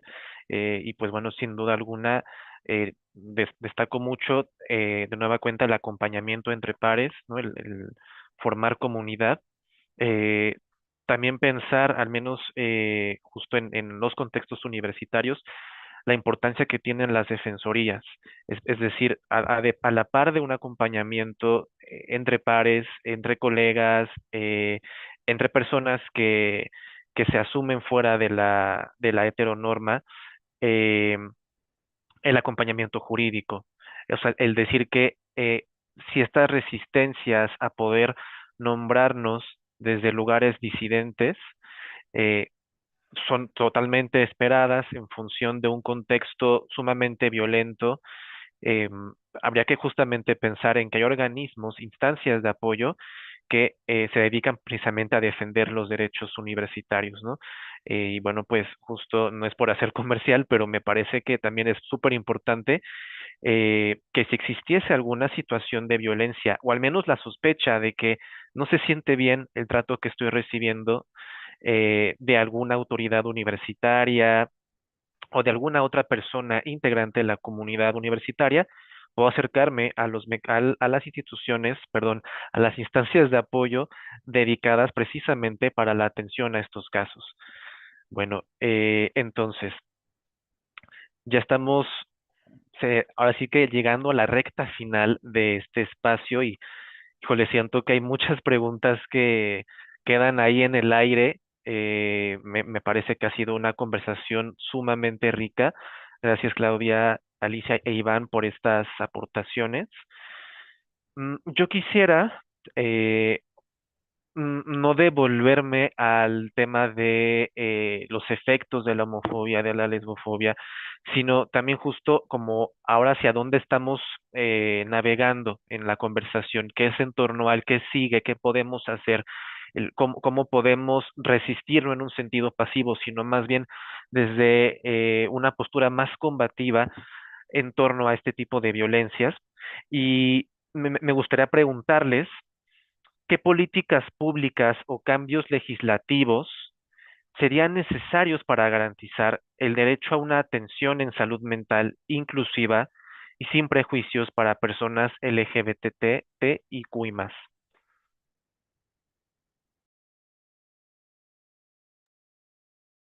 Yo algo que diría que lo comentó Alicia y lo considero así, Pilar, es cómo extendemos la transversalización precisamente de las disidencias sexogenéricas en muchas de las disciplinas. Ahora, hoy hablaré particularmente de las disciplinas de la ciencia salud, de la salud en ese sentido, cómo ahí tenemos un elemento importante, y desde luego que estoy pensando en todas las disciplinas, pero pienso en precisamente en psicología, en medicina, no sé, cómo vamos transversalizando no solamente el hecho de que podamos conocer la categoría género y que tengamos clases sobre la categoría género, sino cómo también incluimos junto a ello, pues la otra pata de la mesa que tiene que ver con las disidencias sexogenéricas y eso me parece fundamental, porque por ejemplo, tomando el caso de Daniel, si vas con alguien que no tiene conocimiento de esto y lo que te dice es mejor ni te arriesgues porque te van a discriminar, pues entonces eso qué impacto tiene, ¿no? Entonces, ¿cómo podemos separar por un lado el derecho a la libre expresión de la identidad LGBT y por el otro lado cómo reconocemos que también soy sujeto, sujeta, sujete de derecho frente a eso, ¿no? Entonces pienso que ahí sí la figura de les profesionistas de la salud mental, pues tenemos un elemento fundamental, ¿no? Y que parte de eso es cómo hacemos que las universidades amplifiquen precisamente o incorporen también esta mirada de las disidencias dentro de la currícula en ese sentido, ¿no? O sea, que me parece importante. O sea, el día que veamos en todas las universidades no solamente el sistema sexogénero, sino las disidencias sexogenéricas como clase, ¿no? O como materia, pues yo creo que ahí el mundo estará poniéndose en otro lugar. Y pienso como la necesidad de hacerlo de inicio, ¿no? Con en las licenciaturas de psicología, pero de medicina, pero la especialidad de psiquiatría, pero luego cómo nos vamos a ir con la biología, que hay todas grandes discusiones al respecto. Entonces, como creo que eso es una labor fundamental, ¿no? O sea, creo que ahí hay un nicho también que es importante que toquemos, digamos, en términos de la currícula digamos, que forma o que acompaña en la formación de egresados y egresadas de las universidades. El propio derecho, por ejemplo, también pienso. Entonces, yo creo que ahí tenemos un nicho súper importante para seguir generando o desmontando cosas y construyendo también lentes LGBT en ese sentido. Claro, y en ese mismo sentido, creo que justo para quienes ya están ejerciendo, sí tendría que existir de alguna manera un vínculo de nuevo con las universidades para poder, para poder actualizarse, conocer, reforzar, ¿no? Va a depender muchísimo de los conocimientos que ya tengan las personas especialistas, pero profundizar en estos temas de disidencias sexogenéricas, ¿no? Creo que además ahí abre como un área de oportunidad que es y cómo de nuevo hacemos una conexión entre las universidades y todas las instituciones públicas que ya están dando atención de la salud mental, ¿no? Tenemos un montón de organizaciones civiles que lo están haciendo de una manera maravillosa y creo que algo maravilloso sería una como posibilidad de, pues de esto que hemos soñado durante mucho tiempo, o al menos yo, ¿no? Como de alianza entre academia, instituciones públicas y quienes están en las organizaciones civiles, ¿no? No esta desconexión que de repente, ¿no? Tenemos. Creo que hay algo que se puede hacer ahí. No creo que todo esté perdido en las personas que ya están ejerciendo. Yo he visto además a muchas personas que se acercan a los espacios y que más bien en términos de políticas públicas o cambios legislativos, tendría que estar existiendo propuestas y formas de hacerlo muchísimo más sencillo para todo el mundo, ¿no? Ahí es una enorme área de oportunidad, creo. Y también, por supuesto, eh, considero que en prácticamente todos los espacios o en ciertos espacios tendrían que haber lugares completamente especializados para la atención de la salud de la comunidad de las disidencias sexogenéricas, ¿no? Ya hay intentos, ¿no? Como muchísimo más integrales para personas trans, pero creo que también, ¿no? A la par de que tienen que existir más y más y más y más, bastante integrales para personas trans, también tendrían que estar existiendo, ¿no? Para otras identidades, porque creo que también una enorme realidad es que hay un desfase en la posibilidad de la atención de la salud mental, ¿no? Recuerdo muchísimo cuando decía Iván, ¿no? Hay una suerte de estigmatización y de percepción, ¿no? De voy a vivir estigmatización, aunado a una situación de economía, ¿no? Y por ahí me voy, ¿no? A lo que dicen muchísimos economistas que somos las personas de la comunidad quienes menos solvencia económica tenemos. Entonces, estos factores, ¿no? Están haciendo a su vez que tengamos menores posibilidades de atención a la salud mental. Y creo que justo estos posibles centros muy especializados podrían estar permitiendo que más personas de la comunidad tengan acceso, ¿no? Creo que vale muchísimo la pena, además, pensarlo. Creo que ahí ya hay muchísimos intentos de los cuales podríamos acercar para ver cómo lo han hecho compañeras y compañeros, compañeras trans, ¿no? Aprender y también empezar a hacerlo para el resto de la comunidad, ¿no?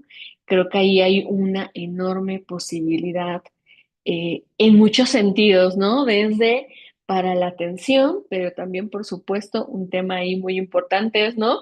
Y cómo le hacemos para emplear a tantos psicólogas, psicólogos, psicólogues o psiquiatras, y ahí podría ser una posibilidad, ¿no? Viendo ambos sentidos.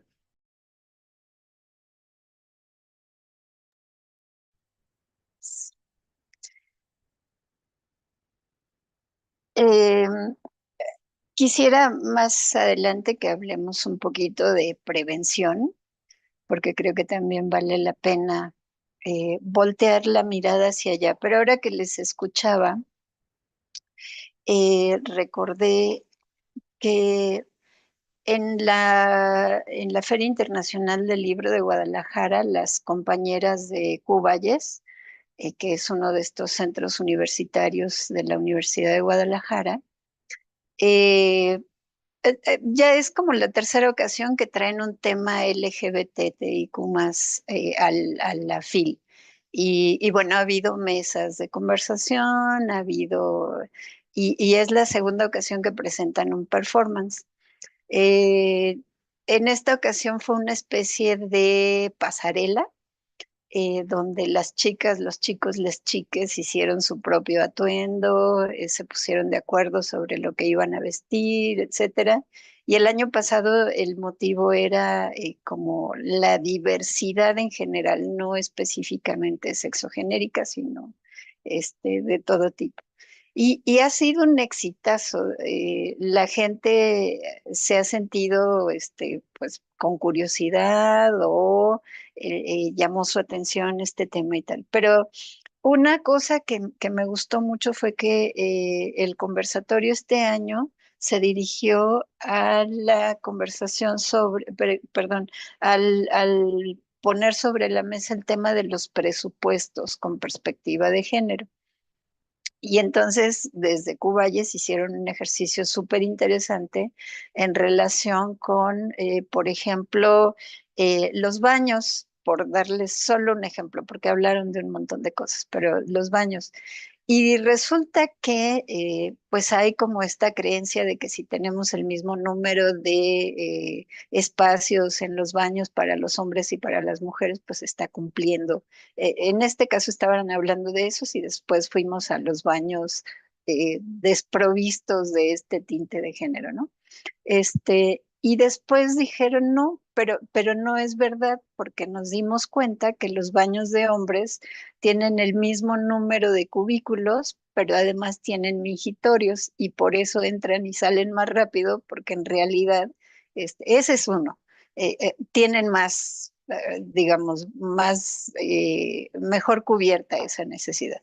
Pero además está el tema de, pues las mujeres menstruamos, las mujeres tenemos otro tipo de situaciones, las mujeres amamantamos. Entonces, cuando hacen como ese desglose, incluso por si los baños de hombres, ¿por qué no tienen cambiador de pañales? Y solo se asume que las mujeres cambian pañales y todo esto, pues se convierte en un ejercicio súper interesante que nos lleva pues a pensar que en efecto hay más áreas en las que tenemos que pensar en estas cuestiones y les acabo de poner la foto solo pensando en hombres y mujeres, así como en términos muy generales, pero si nos vamos a otras identidades, pues eventualmente tendremos que pensar también en otros, en aplicación de otros recursos y en otras estrategias para cubrir esas necesidades. Y me llama la atención pues, este comentario de que la comunidad LGBTI y como es la que tiene menos recursos económicos, porque hace cosa de 10 15 años había estudios que mostraban un poco lo contrario, que eran personas que al no tener en ese momento la intención, por ejemplo, de tener hijas, hijos o hijes, pues tenían más dinero para gastar en sí mismas y entonces había como todo este boom de lo que se dio en llamar economía rosa, como para atraer la atención de personas de la diversidad o de la disidencia porque tenían recursos económicos. Pues ahí hay un montón de cosas todavía que en algunos casos sí aplica, en otros no tanto, dependiendo de dónde viene, porque me acuerdo que en aquellas épocas una de las personas con la que dialogábamos eso decía, bueno, depende, eres persona de la colonia Condesa, de la colonia Roma, o eres de Ciudad Nezahualcóyotl, ¿no? Pues, sí, pero siempre hay como matices en esas circunstancias, ¿no? Y entonces, bueno, pues eh, yo quisiera de nuevo dejar como todos estos elementos sobre la mesa para devolvernos, perdón, esta insistencia mía sobre el tema de cómo le hacemos para prevenir todas estas problemáticas asociadas con la pertenencia a la comunidad de la disidencia sexual en relación con las cuestiones de salud mental que ahora nos están eh, haciendo tanto ruido en las instituciones de educación superior. Claro. Híjole, qué difícil pensar como el tema de la prevención, porque creo que ahí justo es como, como pensar todo el tiempo la interseccionalidad, ¿no? Como a la vez hay un montón de otras identidades, otras experiencias que están tejiendo ahí. Y pensaba, ¿no? Como una idea en un inicio, como a lo mejor definitivamente para la prevención es bien necesario desde mi perspectiva el comenzar a hablar, ¿no? Romper la invisibilidad y generar todos los mecanismos necesarios para que en el caso de la existencia de discriminación y violencia pueda señalarse y que no necesariamente, ¿no? Ahí como se ha mencionado por distintas personas, bajo una lógica punitivista, ¿no?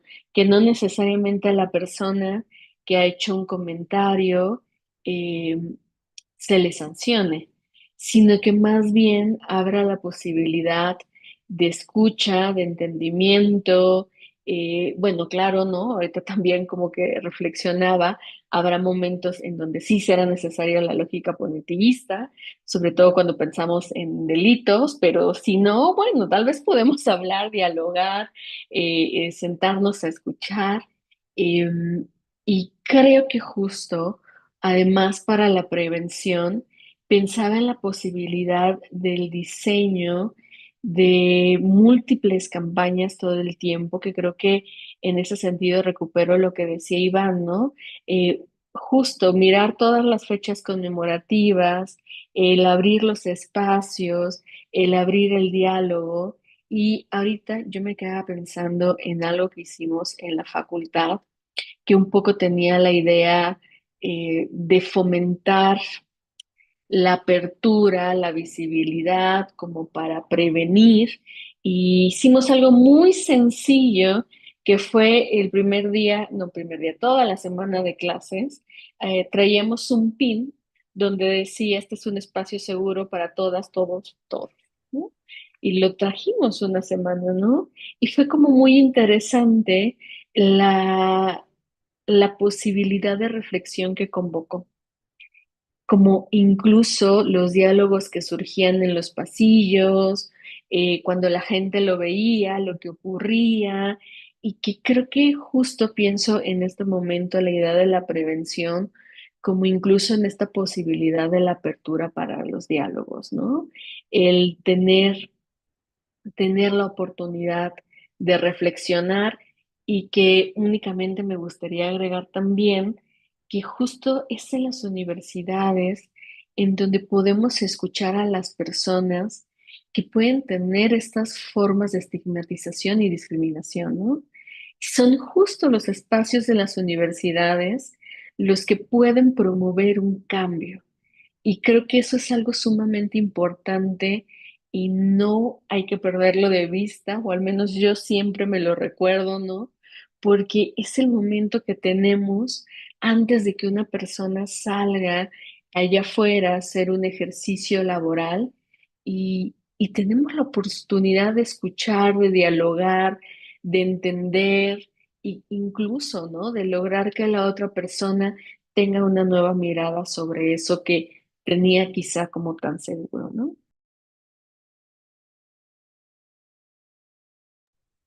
Yo pensaba como, o sea, pensaba lo que ya hay en términos de protocolo que marca también la guía de la necesidad del acompañamiento terapéutico, el asesoría legal, o sea, ya hay como ese dispositivo, pero también pensaba mucho en esto que al inicio comentabas, Claudia, de la necesidad también de promover que la propia comunidad vaya generando cómo, cómo podríamos prevenir que ciertos actos de discriminación no se reproduzcan y no sucedan en ese sentido.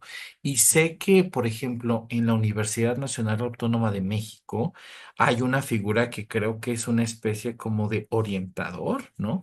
Y entonces esa es como una figura que me parece, no conozco mucho más, pero recuerdo que cuando empecé a leer las ediciones del protocolo se mencionaba esa figura. Y yo decía, qué interesante que en lugar de que sea un docente, la figura administrativa o docente en esa función, es un alumno, alumna, quiero suponer ahora también, que se encarga, digamos, de acompañar entre pares conversaciones que a veces uno no va a tener con su docente por muchas cosas, ¿no? Entonces, como que esas figuras me parecen súper importantes de cómo podemos generar una red. ¿No? En esta figura, por ejemplo, que me parecía muy interesante, como estas figuras que nacen de la propia comunidad, que pueden generar conversaciones con otra comunidad, o que yo sé que si me pasa algo y no se lo quiero contar a mi profesor, pues tengo a alguien de confianza en ese sentido que me puede acompañar. Y yo sí pensaría cómo de alguna manera todos, todas y todes podemos para prevenir cuadros que tienen que ver con ansiedad, con depresión, con ideación suicida en relación a las poblaciones LGBT, ¿no? Algo que ya no comentamos, creo que lo comentamos, pero para volverlo a poner en la mesa, pues al final de cuentas la homofobia o la lesbofobia internalizada tiene una presión importantísima que genera muchos efectos a nivel de la salud emocional de quienes la viven y que eso generalmente sí repercute en estados de ansiedad, de depresión, ¿no? De ideación suicida, y que hay muchas investigaciones al respecto. Y pienso cómo quienes vamos acompañándonos en ese, y pienso cómo quienes nos acompañamos en un espacio académico, escolar, podemos ser aliados o aliadas frente a eso, ¿no? Como esto que decimos del código rojo, de cosas que observamos, a veces el compañero o la compañera puede observar ciertas cosas, cómo me acerco a preguntar si todo está bien, o cuando el profesor o la profesora se avienta su comentario siempre misógino o lesbofóbico, transfóbico, homofóbico, cómo respondemos frente a eso, o pienso al profesorado que es aliado o aliada de, de estos procesos también desde la disidencia, cómo también acompañarnos, ¿no? Entonces, como que pienso en estas figuras de orientadores, orientadoras que me encanta que el protocolo lo tiene, pero también pienso cómo quienes nos vamos acompañando cuerpo a cuerpo a lo largo de varios años de formación educativa, cómo también podemos ser esa figura aliada, digamos, cuando hay síntomas, signos que pueden ser código rojo y que necesitan de repente de cierta intervención especializada y acompañamiento, desde luego.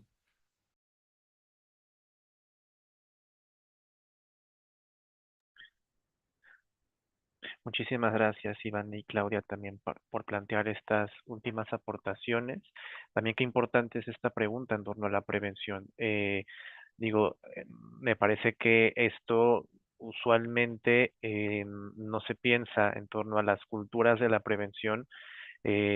Tratamos de actuar ya cuando está el incendio, ¿no? Y estamos ahora sí que conteniendo la crisis, tratando de resolver, pero qué importante también sería pensar y antes, ¿no? Antes qué se podría hacer para evitar este tipo de circunstancias, de situaciones.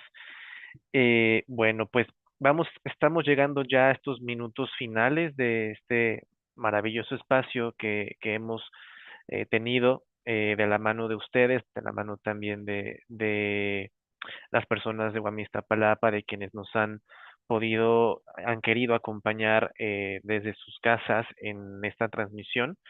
Sin duda alguna, hay muchas preguntas que quedan todavía en el aire. Eh, Esto apunta para una parte 2 definitivamente, y sería maravilloso poder contar con su presencia de nueva cuenta, pero yo me permitiría hacer una breve síntesis en torno a lo que estuvimos conversando el día de hoy. Primero que nada, hacer evidente la existencia de, en efecto, un orden político que permea en todos los ámbitos de la vida pública y privada. Uno de ellos, el contexto universitario, y cómo es que a partir incluso de las autoridades universitarias, de la comunidad del alumnado, podemos de alguna manera incorporar estas creencias apegadas a la homofobia, a la lesbofobia, bifobia, transfobia, y que sin duda alguna esto hacer un proceso histórico, hemos de desmontar, y lo estamos haciendo también.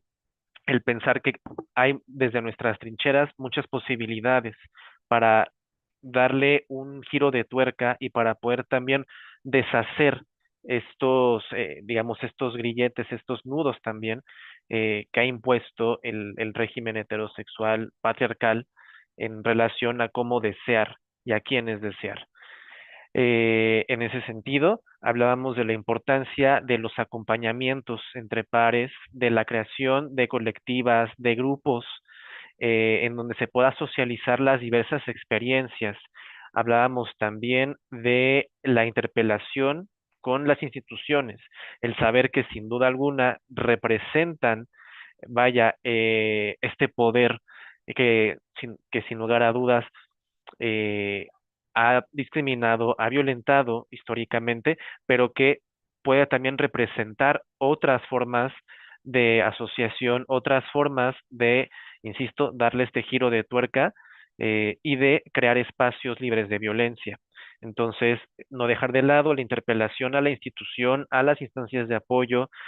Me quedo también mucho con la parte de la representación positiva, o sea, el saber que en la medida en que todas las personas de la comunidad universitaria y que también pertenecen a la comunidad LGBTTIQ+, o que se nombran desde ahí, pueden también enunciarse desde las aulas, desde los patios, desde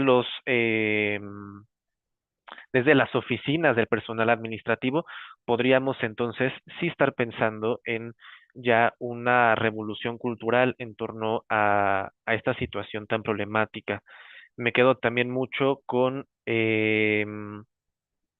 lo que falta en relación esta deuda histórica en el gremio de la psicología, sin pensar exclusivamente en el ámbito psicoterapéutico, eh, en relación con cómo vamos desmontando prejuicios, sesgos, cómo vamos incorporando otras voces, otros saberes, otros conocimientos situados también desde las miradas interseccionales, ocupando también los feminismos para justamente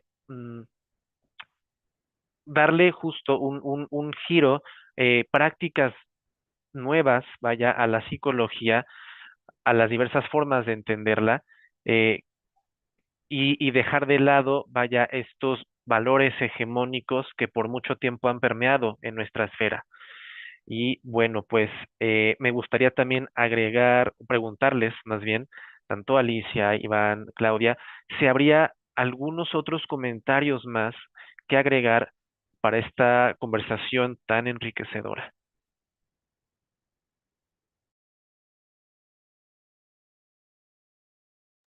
Pues yo me quedo con la idea de cómo seguir generando prácticas afirmativas que puedan despatologizar el derecho a la disidencia sexogenérica. O sea, me parece que ahí hay que seguir apuntalando mucho al desarrollo de pedagogías que puedan traer consigo relaciones afirmativas que nos permitan también reconocernos desde la diferencia y que la diferencia deje de estar metida en el mundo de la violencia, la discriminación, el rechazo y el estigma. Eso me parece súper importante y que pienso que tenemos una gran labor por delante y que eso implica a las universidades, pero implica al sistema completo de cómo hacemos que cualquier identidad sexogenérica disidente se sienta segura desde que sale de casa, trae- hace todo un recorrido en el espacio público, se sube al transporte público, negocia con el mundo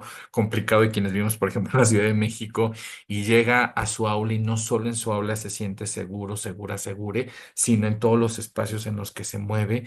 Y pienso que ahí está el reto, ¿no? De cómo hacemos también esas trayectorias seguras, en donde la universidad aporta un pedacito, pero hay muchas otras instituciones que tienen que aportar y que acá ya no nos metimos tanto, pero me parece que hay toda una conversación que luego podríamos tener sobre qué pasa con las familias de origen en relación al estudiantado LGBT y cómo a veces las familias de origen son esos espacios también de opresión o a veces son esos espacios de alianza y de colaboración para la salida del closet o a veces incluso para poner una denuncia por razones de violencia por razones de discriminación, ¿no? Entonces, ¿cómo vamos también pensando esas relaciones que se producen incluso en ese espacio de lo privado? Pero bueno, me quedo pensando cómo hacer trayectorias seguras para todos, todas y todes, desde que salgo a casa, voy a estudiar y regreso, ¿no? O sea, como que me quedé pensando mucho en eso y bueno, ha sido un placer compartir la conversación con ustedes y ojalá que sea una de muchas otras más.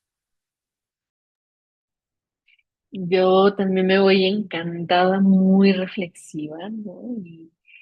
Y creo que me quedo también, ¿no? Reflexionando en el mismo sentido que Iván. Y a su vez, ahorita que la escuchábamos, ¿no? Me quedaba pensando y cómo las universidades, ¿no? Hay que pensarlo ya para otros conversatorios, cómo las universidades contribuimos a su vez a crear espacios seguros en el ámbito de la salud mental, ¿no? Eh, en las instituciones públicas, privadas, y creo que justo, ¿no? En esta interpelación que hacía Alicia, ¿no? No solo en el tema de la atención, sino también de la prevención, ¿no? Híjole, se nos quedan ahí muchísimas cosas que seguir pensando, así que me voy revolucionaria en todos los sentidos, ¿no? Y pues muchísimas gracias.